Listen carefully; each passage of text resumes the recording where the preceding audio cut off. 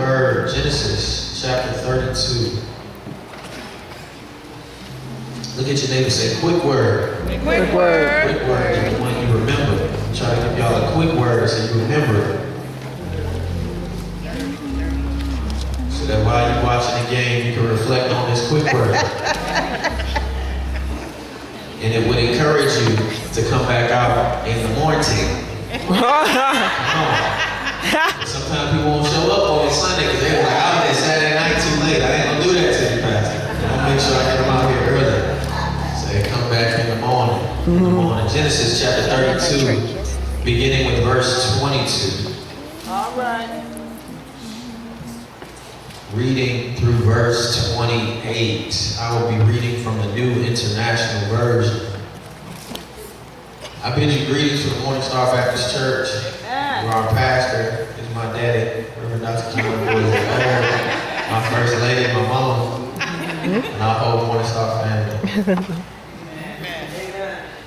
And the word of the Lord reads, that night Jacob got up and took his 2 wives, 2 maidservants, his 11 sons, and crossed over the ford of Jabbok. After he had sent them across the stream, he sent over all of his possessions. Verse 24. So Jacob was left alone. Say he was left alone. Left alone. And a man wrestled with him until daybreak. When the man saw that he could not overpower him, he touched the socket of Jacob's hip, so that his hip was wrenched, and as he wrestled with the man. Then the man said, let me go, for it is daybreak. But Jacob replied, I will not let you go unless you bless me. The man asked him, what is your name? Jacob, he answered. Then the man said, your name will no longer be Jacob, but Israel, because you have struggled with God and with me and have overcome. And the word of the Lord is blessed. I want to speak to you briefly on tonight from the subject, life-altering change. All right. Life-altering change. Yes, Lord. I'll give you a little background on this brother Jacob.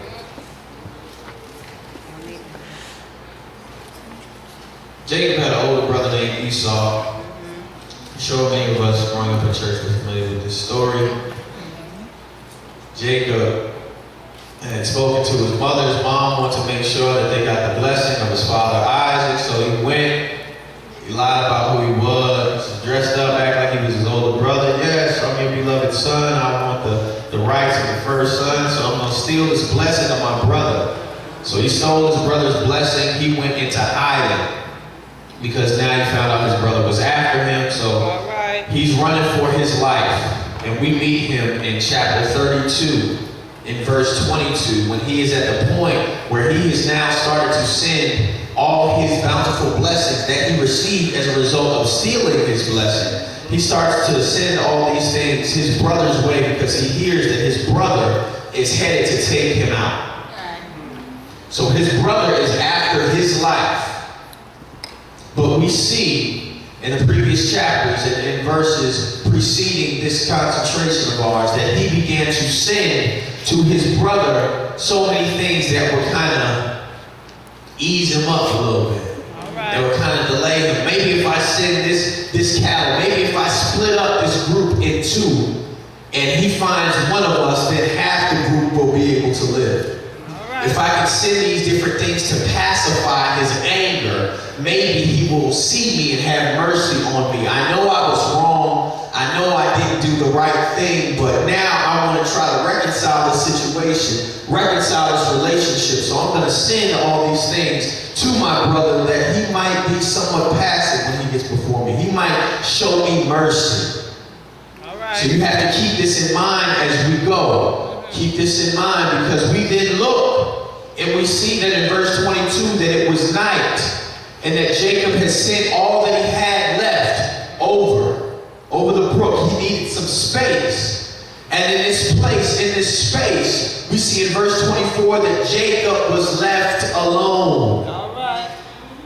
Matt, why is this significant? Because many of us rely on too many things as crutches to stabilize us when we're in the need of a divine touch. When we're in need, when we're in a place where we need God to move and do something extremely significant in our lives.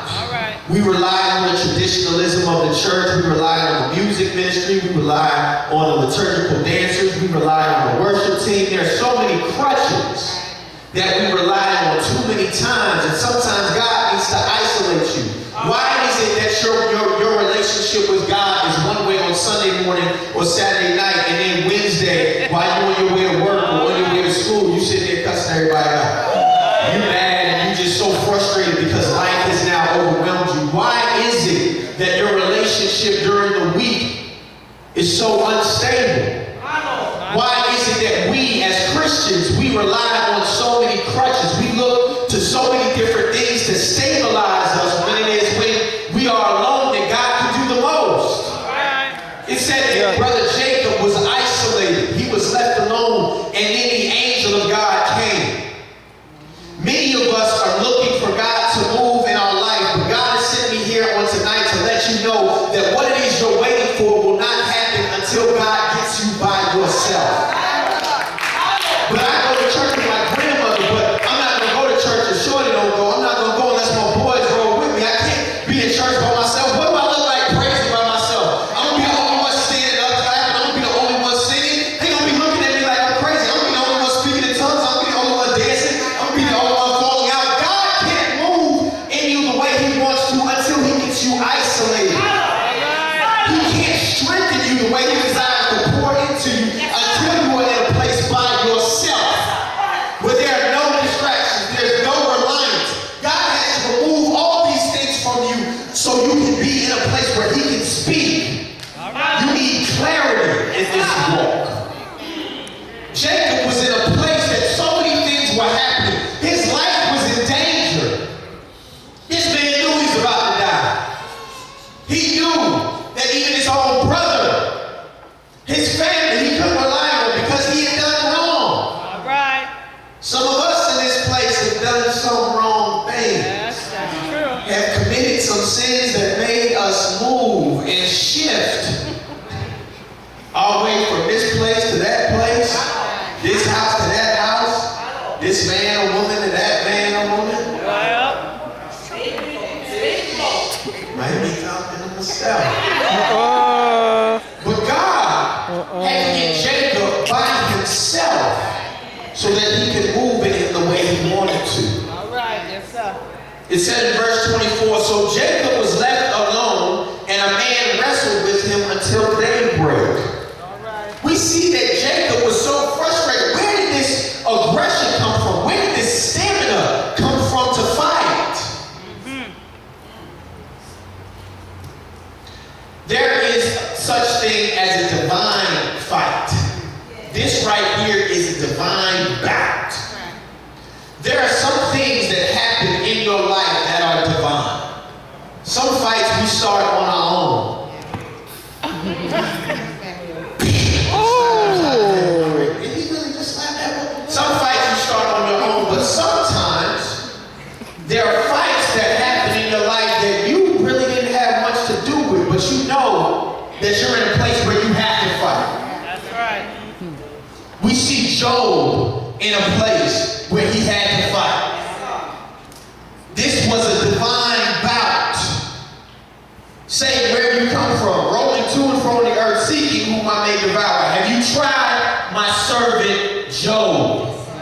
Some of us are in the place that we're in because God trusts us. It isn't anything that you've done to bring upon yourself, but God needs to show himself strong in this day, in this generation, on your job, in your school, and God figures he can trust you, so he lets you go through what some others can't handle. Yeah, Lord. That's right. That's right. Why am I in this place, Lord? Why am I going through? Why am I